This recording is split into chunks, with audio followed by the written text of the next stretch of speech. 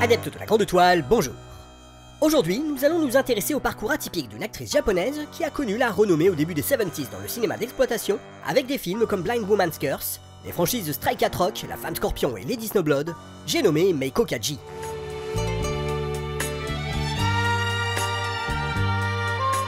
Alors peut-être que ce nom ne vous dit pas grand chose, mais sachez que vous avez sans doute dû entendre sa voix dans un film de Quentin Tarantino, puisqu'elle est également l'interprète de la chanson Flower of Carnage.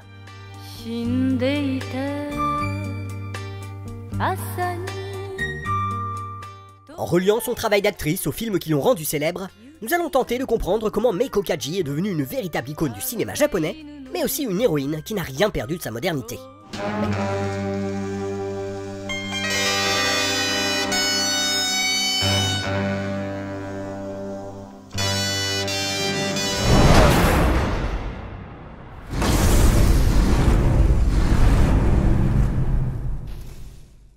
Meiko Kaji, de son vrai nom Masako Ota, est née le 24 mars 1947 à Kanda, un quartier situé dans l'arrondissement de Chiyoda à Tokyo.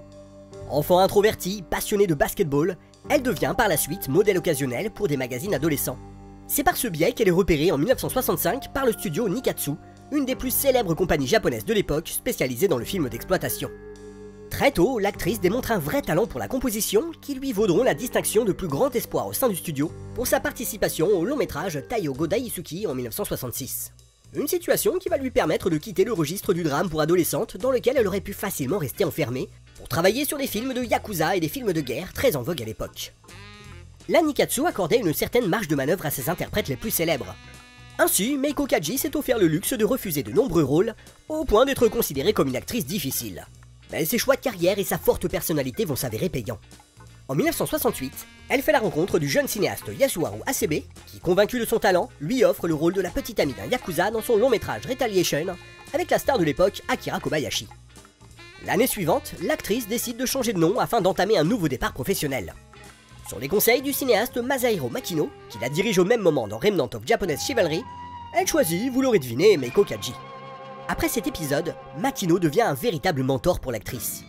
Pour les besoins du film, elle apprend à marcher et à se battre dans un vêtement restrictif, ici le kimono, mais aussi la manière dont elle peut forger un personnage. Une expérience décisive qui lui sera d'une grande utilité par la suite. 1970 est une année charnière pour la comédienne. Elle est à l'affiche de pas moins de 12 films, dont 2 productions importantes dans sa filmographie, Blind Woman's Curse et la série des Stray Cat Rock. Le premier est réalisé par Teruo Ishii, un touche-à-tout particulièrement populaire sur l'archipel au point d'être surnommé The King of Cult. Avec Blind Woman's Curse, il offre à l'actrice un rôle marquant qui lui permet de poser les bases du style qui la rendra célèbre, et ce dès les premiers instants du film.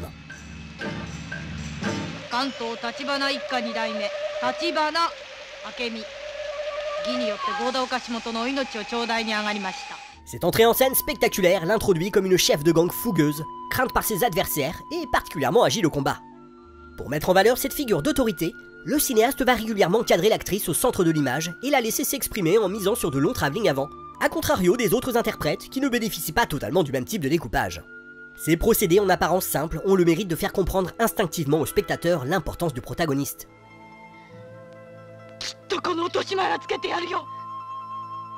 Teruo Ishii profite également de Blind Woman's Curse pour montrer de nouveau son affection pour les Roguro, un mouvement artistique combinant l'érotisme et l'horreur grotesque que nous avions déjà évoqué dans notre épisode sur Hiroko the Goblin, et en l'associant au Buto, une danse avant-gardiste co-créée par Tatsun Hijikata qui joue également un rôle à l'écran. Par ailleurs, la malédiction du chat qui poursuit notre héroïne s'inscrit dans la tradition du Bakeneko, cet esprit maléfique que nous avions également déjà évoqué avec House. D'ailleurs, cette malédiction condamne Akemi et ses proches à une destinée tragique. On retrouve également ce déterminisme au travers du tatouage abordé par l'héroïne qui la rend indissociable de sa condition de yakuza, mais également du groupe qu'elle dirige qui est montré comme une seule et même entité par le réalisateur. Le combat final opposant Akemi à Aiko est chargé de sens à plus d'un titre. D'un côté, son aspect artificiel est clairement revendiqué au travers de ses arrière-plans qui l'inscrivent dans une longue tradition théâtrale japonaise, mais de l'autre, ces personnages à l'allure traditionnelle sont déjà hantés par une forme de modernité qui s'exprime à travers la mise en scène, soulignant l'indépendance qui les anime. Et c'est justement cette notion d'indépendance qui est au cœur de la franchise Stray Cat Rock, composée de 5 films appartenant au genre Nikatsu New Action. Les plus notables sont très certainement Sex Hunter et Machine Animal, respectivement les 3e et 4e opus, tous deux signés par Yasuharu Hasebe, puisqu'ils ont permis à Meiko Kaji de diversifier son approche. Comme le reste de la saga, ces deux opus sont centrés sur les Sukeban, ces gangs de jeunes adolescentes alors très présents au Japon. À chaque long métrage, Meiko Kaji incarne un personnage différent, souvent chef de gang. Maya, Mako, Hina. Cependant, le fait qu'elle aborde un look identique dans les deux films semble indiquer que c'est moins le personnage qui compte que l'actrice, d'autant que cette dernière choisissait elle-même sa garde-robe avec le réalisateur en allant dans les plus grands magasins sous contrat avec la Nikatsu. Et oui, à y regarder de plus près, il semblerait que l'effet recherché aussi bien par Hasebe que par Kaji soit de créer une confusion entre la comédienne et son double fictionnel, le tempérament indépendant des personnages qu'elle incarne dans ces deux films n'étant pas sans rappeler le sien. À cet exemple d'art imitant la vie, s'ajoute l'importance accordée au contexte sociopolitique. Par exemple, Sex Hunter aborde la question alors taboue du métissage via Kazuma, un vagabond à la recherche de sa sœur Megumi, membre du gang que dirige Kaji.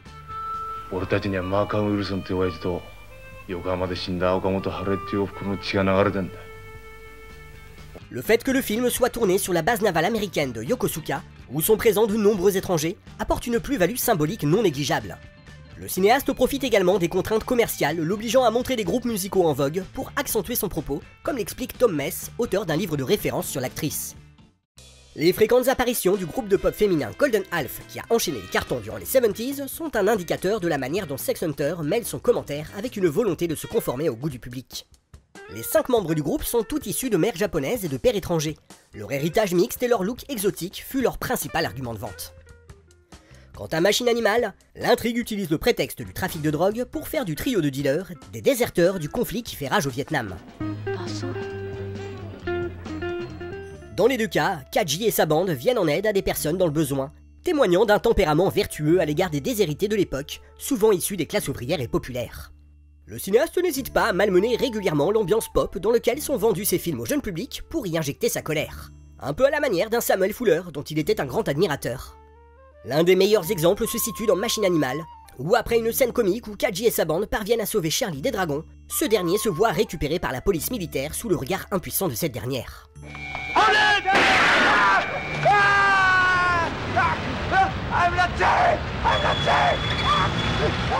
Dans ces deux films, Kaji ne fait rien de moins que tenter de sauver une certaine humanité en prise avec l'autoritarisme de l'époque. Ancien assistant de Seijun Suzuki, dont il a gardé le goût pour les expérimentations psychédéliques, Hasebe semble dialoguer avec le propos désespéré exprimé par son mentor à la même époque. L'autre point abordé dans les Stray Cat Rock, c'est l'émancipation de la femme, en lien direct avec l'éclosion des mouvements féministes de l'époque. Outre l'indépendance traduite par son interprète principal et sa bande, les films proposent de mettre à mal une certaine forme de domination masculine. Par exemple dans Sex Hunter, lorsque Kaji et sa bande se laissent approcher par les Eagles, leur chef n'hésite pas à leur offrir des tenues qui les transforment instantanément en femmes-objets, afin de les attirer dans un guet-apens scabreux, ce qui va entraîner un retour de bâton particulièrement violent.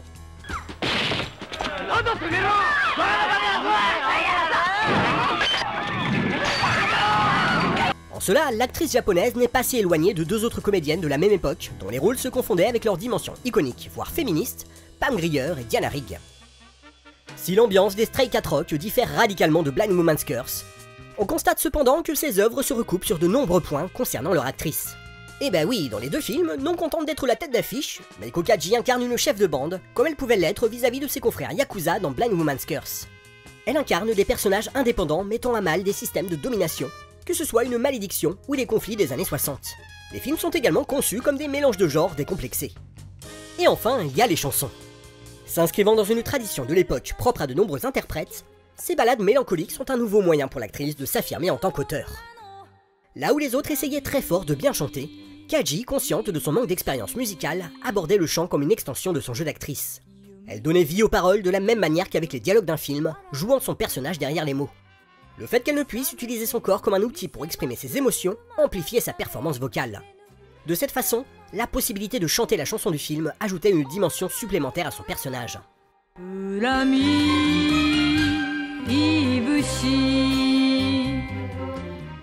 Après sa collaboration avec Hasebe, Meiko Kaji aura suffisamment d'assurance pour poursuivre sa carrière d'actrice, alors qu'elle ne l'envisageait à la base que comme un simple hobby. Elle va ainsi quitter le giron de la Nikatsu, d'une part parce que les conditions de travail déplorables déteignaient sur sa santé, mais également parce que la compagnie produit de plus en plus de romans porno ou d'érotique soft. Meiko Kaji va donc rejoindre la Toei pour y jouer un de ses rôles les plus marquants.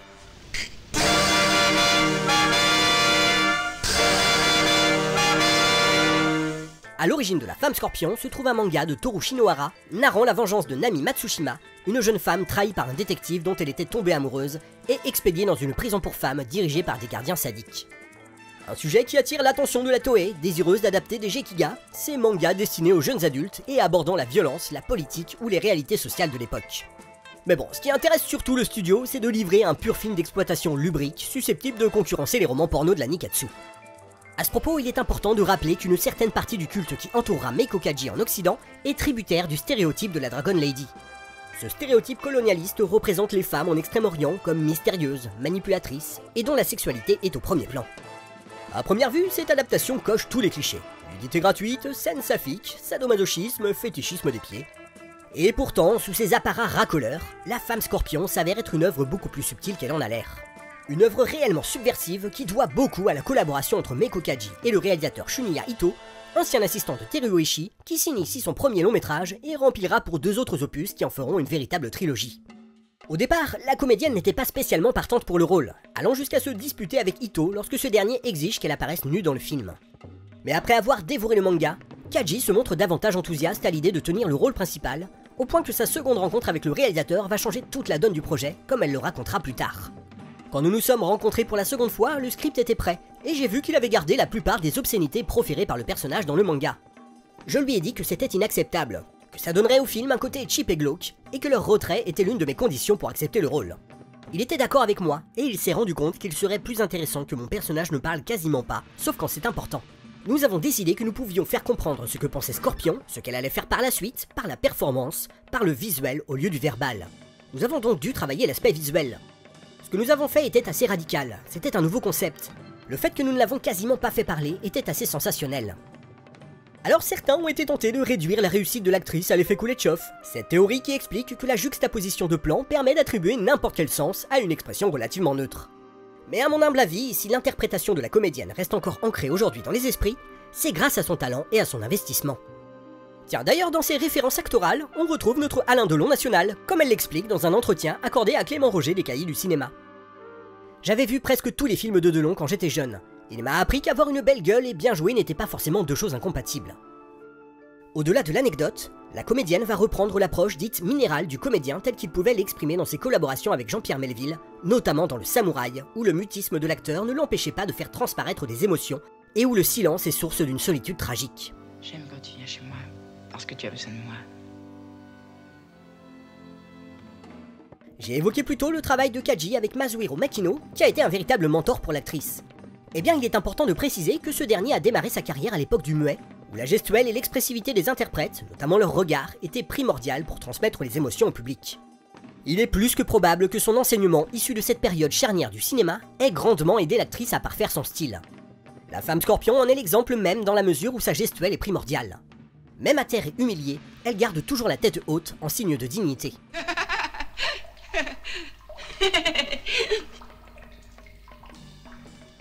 Même lorsqu'elle s'adonne à une violence mutique, sa gestuelle conserve une forme de grâce qui contraste avec l'aspect sordide des lieux.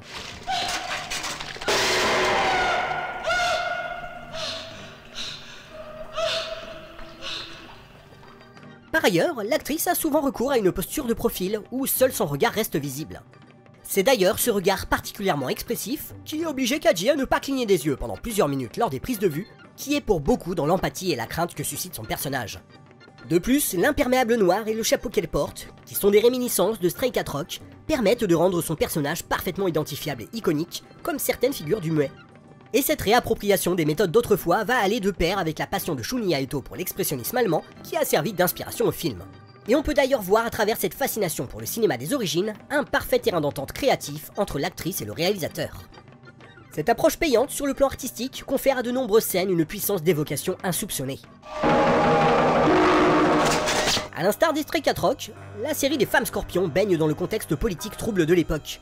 Shuniya Ito était lui-même un délégué syndical de la Toei très apprécié par les techniciens, au point que la direction du studio lui mettra des bâtons dans les roues, comme le rappelle à nouveau l'actrice à Clément Roger. Au bout de 2 mois, Yoshimine, le producteur, est intervenu pour faire part de ses craintes, car si le film ne marchait pas, sa carrière serait terminée. Je connaissais le milieu du cinéma et j'étais consciente des problèmes. Je lui ai promis qu'en cas d'échec, nous irions tous les trois avec Ito présenter nos têtes au président de la Toei. À contre-cœur, il nous a fait confiance et le tournage a finalement duré 4 mois et demi avec le succès que l'on connaît. Pour en revenir au film, selon Tom Mess, la femme scorpion serait en partie inspirée d'une série de viols commis à la prison pour femmes de Matsuyama sur l'île de Shikoku entre 1964 et 1966, impliquant des membres de la sécurité et des yakuza. Quant aux vagabondes dont fait partie Nami et la prise d'otage qui s'ensuit dans le second opus, elles peuvent être vues comme une relecture de la prise d'otage du chalet de Asama par plusieurs membres de l'armée rouge unifiée entre le 19 et le 28 février 1972. Dans les deux cas, ces allégories politiques, auxquelles s'ajoute un discours sur la lutte des classes via le bad guy issu des hautes sphères de la société japonaise, constituent l'un des socles majeurs des 2 premiers volets de la saga et sont inextricablement liés à la représentation de la femme qu'incarne Meiko Kaji.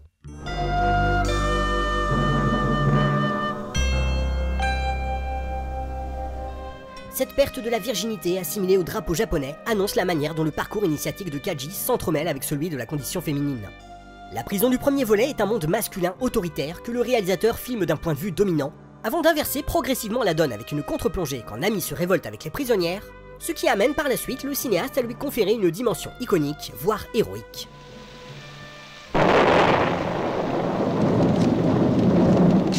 Après ce premier film centré sur le chemin de croix très Louise Buñuel de Nami, le second volet nous embarque dans un road movie champêtre, où le périple du groupe de prisonnières dans une forêt est pour ces dernières une véritable reconquête de soi par la nature, propice à une exploration du féminin sacré. La rencontre avec une vieille dame s'apparentant à un esprit peut être vue comme une relecture de Yamauba, une sorcière présente sous un jour tantôt positif, tantôt maléfique dans la mythologie japonaise.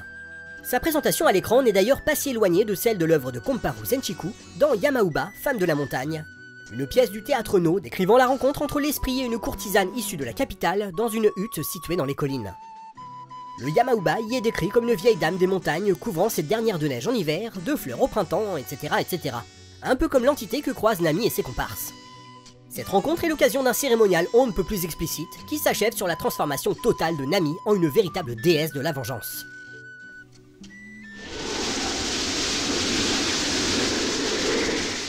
En cela, Nami peut être vue comme le pendant féminin d'un autre personnage emblématique du cinéma, l'homme à l'harmonica. En effet, comme Charles Bronson chez Sergio Leone, Meiko Kaji incarne une figure abstraite aux origines tragiques, dont le mutisme alimente le mystère qui plane sur sa nature et ses origines, tant pour les autres protagonistes que pour les spectateurs.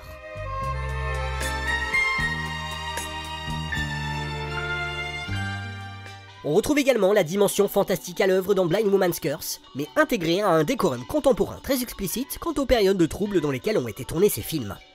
Quant au second volet de la saga de la femme scorpion, il s'apparente à une véritable revanche de la condition féminine, souillée jusque dans son aspect sacré, comme le montre cette cascade de sang survenant après un événement tragique.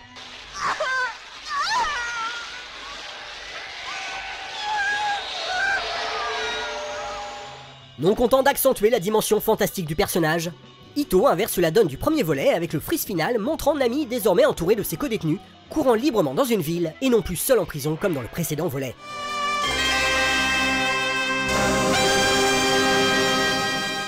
Enfin, la troisième contribution de Ito à la franchise, La tanière de la bête, change encore de registre puisqu'il s'agit d'un drame social prenant place dans un environnement ouvrier et défavorisé.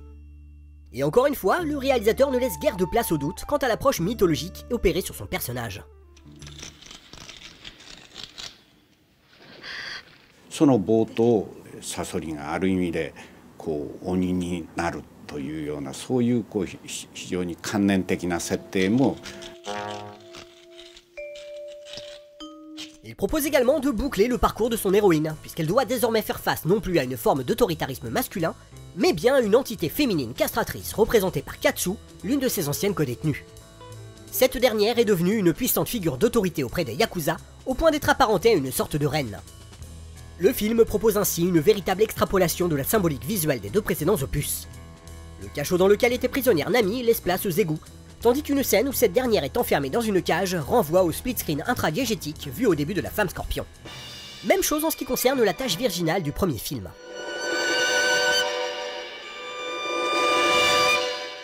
Mais c'est surtout sa relation avec Yuki, une prostituée vivant un quotidien difficile avec son frère, qui humanise définitivement le personnage de Nami. Ainsi, au travers de la trilogie de La femme scorpion, Meiko Kaji aura interprété un large spectre de représentations féminines qui étaient déjà en germe dans ses précédentes prestations. Le personnage de Scorpion va gagner une telle aura que ce qui était envisagé au départ par le studio comme des œuvres racoleuses à destination des salarymen va attirer un public féminin de plus en plus nombreux. En tout cas, cette réussite ne va pas rester sans lendemain.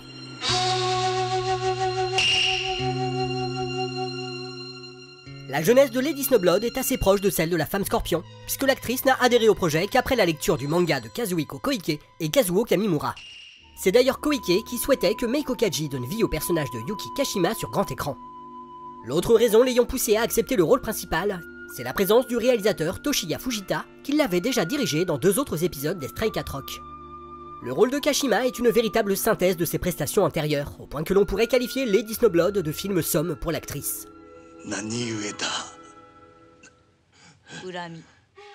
On y retrouve la prison, l'opposition entre la couleur rouge et blanche, le surnom faisant office de double identité, les combats à l'arme blanche en tenue traditionnelle, le contexte socio-politique houleux, ici l'ère Meiji, le générique chanté par l'actrice, le féminin sacré à travers la nature, etc. etc.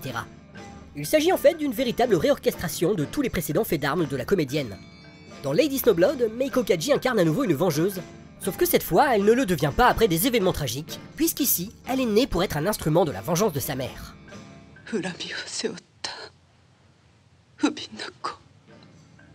La voix off ainsi que les coupures de presse narrant ses exploits participent à façonner sa légende. L'ambiance mélancolique dans laquelle baigne le film est liée à l'impossibilité pour elle de s'extirper de sa condition, à l'instar du Ogami Ito des Baby Carts, également tiré d'un manga de Kazuo Koike.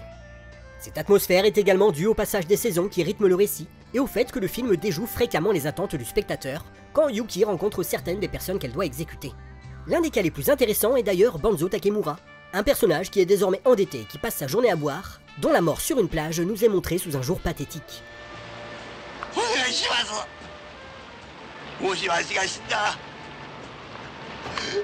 En revanche, les 2 principaux antagonistes, eux, ne sont pas si éloignés de celles qu'a pu rencontrer l'actrice dans ses précédents longs métrages. Okonokita Hama renvoie à la figure du gangster féminin de la tanière de la bête. Quant à Gishiro Tsukamoto, il parle pour lui-même.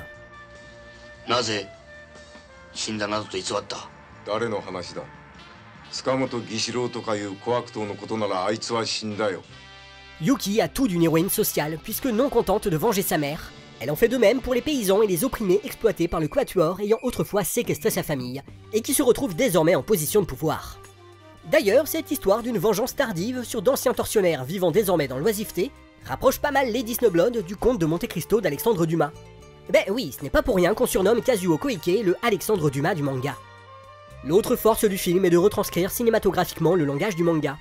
Il y a d'abord l'intégration astucieuse des dessins de Kazuo Kamimura au sein de l'intrigue pour illustrer le contexte historique. Et surtout, il y a le travail sur les transitions, des superpositions de plusieurs images au sein du même cadre, une violence graphique et un montage acéré qui permettent de rendre justice à la technique du Yado qui consiste à dégainer et trancher dans le même mouvement. Et c'est justement cette approche très expressive de la mise en scène qui permet à l'actrice de ne faire qu'un avec son personnage. Son regard suffit à faire comprendre instinctivement le ressenti de cette dernière, que ce soit à l'occasion d'une partie de jeu ou lorsque toute sa colère réprimée au fil des ans explose intérieurement. Cette scène faisant écho à une autre de Machine Animal permet de mieux cerner la particularité de la comédienne, ou du moins celle des personnages l'ayant rendue célèbre. On y retrouve une humanité à fleur de peau sur le point d'exploser dans un monde chaotique dans lequel elle tente de survivre. Les derniers instants du film où Meiko Kaji ne fait plus qu'un avec la neige qui l'a vu naître appuient cette idée, tout en concluant un véritable cycle autant pour le personnage de Yuki que pour l'actrice, devenue à travers cette poignée d'œuvres une véritable icône du cinéma japonais. Du coup, on peut comprendre qu'après 2 autres films en lien avec ses rôles les plus célèbres, l'actrice ait voulu changer de registre. Elle va ainsi changer d'agent, et elle va partir tourner avec des cinéastes aussi différents que Kinji Fukasaku et Yasuzo Masumura. Ces diverses prestations lui vaudront d'être remarquées par Akira Kurosawa qui envisage de tourner avec elle. Malheureusement, ce projet finira par être abandonné. Sa collaboration avec Masumura sur Double Suicide à Sonezaki en 1978 lui permettra d'être nommée à de nombreux festivals nationaux et de remporter le prix de la meilleure actrice au Kinema Jumpo Awards, l'équivalent japonais des Oscars. Ce qui fut une consécration pour la comédienne marqua également un virage dans sa carrière, puisque durant la décennie suivante, elle abandonna progressivement le cinéma pour la télévision où elle reste encore active aujourd'hui. Cependant, elle a récemment repris le chemin du grand écran avec 2 longs métrages qu'on espère découvrir chez nous. Mais l'héritage laissé par l'actrice et la poignée de films qui l'ont rendue célèbre est loin d'être négligeable. Alors, il y a bien sûr Quentin Tarantino, que nous avons évoqué au début de l'épisode, qui a rendu hommage à l'actrice et à ses œuvres marquantes dans Kill Bill.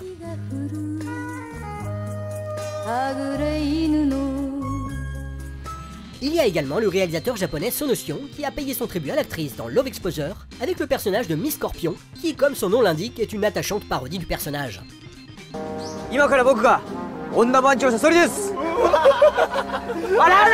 Récemment, c'est l'actrice Karen Gillan qui porte la panoplie de Nami pour les besoins de Bloody Milkshake. Et d'ailleurs, ce look n'est pas loin d'être aussi iconique dans la pop culture que pouvait l'être la tenue jaune portée par Bruce Lee dans le jeu de la mort. Niveau héritage, on peut également penser à la trilogie de la vengeance de Park Chan-wook, dont le concept et l'ambiance mêlant bande dessinée, sexualité et contexte socio-politique semblent tout droit sortir des films de Shunya Ito. Mais ce n'est pas tout. Miaou. À ma connaissance, Tim Burton n'a jamais cité les films de Ito comme référence, mais on peut s'amuser à rapprocher sa vision du personnage de Catwoman de celui de Scorpion. Elles sont toutes les deux des entités quasi surnaturelles nées d'une humiliation. Des fantômes vengeurs dont le courroux s'abat sur d'anciens tortionnaires en position de pouvoir. Sorry, Max, a die for a die. Et enfin, je me permets un dernier parallèle avec une saga chère à mon cœur. Dans son approche initiatique, la saga de George Miller suit une logique assez similaire à celle de Shunya Ito. Leurs premiers opus sont tous deux des récits de vengeance dans des univers chaotiques, fortement empreints d'imagerie sexuelle. Le dernier acte voit leurs personnages embrasser une stature iconique qui va les conduire à aller jusqu'au bout de leur démarche, avant que le deuxième volet ne les oblige à quitter leur stature individualiste pour les confronter au collectif, amenant Max comme Scorpion à devenir des héros aux consonances mythologiques et dont la légende va perdurer au-delà de leurs actes. Quant à Fury Road, il met en scène un convoi de femmes fugitives et une héroïne détruite de l'intérieur en la personne de Furiosa.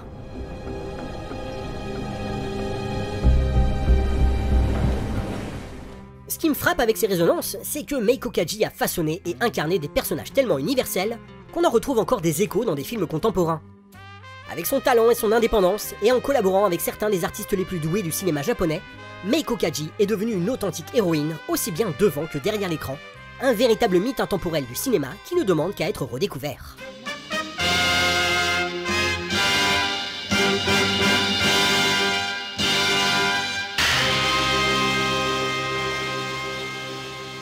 Voilà, c'est tout pour aujourd'hui. Si cette vidéo vous a plu, n'hésitez pas à la partager sur vos réseaux sociaux préférés, à vous abonner et à activer la petite cloche pour ne rater aucune de nos vidéos. Vous pouvez également nous soutenir financièrement sur Utip ou en souscrivant à notre chaîne, et on vous remercie de nous permettre de continuer à faire vivre notre petit ciné-club. A bientôt!